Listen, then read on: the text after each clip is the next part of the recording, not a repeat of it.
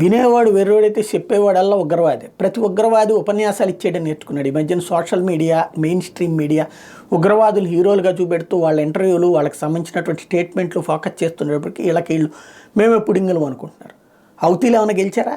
Hezbollah వాళ్ళు ఏమైనా గెలిచారా? Hamas వాళ్ళు ఏమైనా గెలిచారా? ఒక్క విషయంలో గెలిచారు. ఏంటంటే అంతర్జాతీయ సమాజం మానవ హక్కుల కోసం ఆలోచిస్తోంది కాబట్టి సాధారణ మనుషుల్ని అడ్డు పెట్టుకుని వీళ్ళు ఇక్కడ గుర్తుపెట్టుకోవాలి, తీవ్రవాదుల కోసం వాళ్ళు ఎవరూ సహకరించట్లా. సాధారణ ప్రజల ప్రాణాలని దృష్టిలో పెట్టుకుని ఈ తీవ్రవాద చేష్టల్ని సమర్థించట్లేదు. ఈ తీవ్రవాద చేష్టల్ని ఆపే ప్రయత్నం చేస్తున్నారు.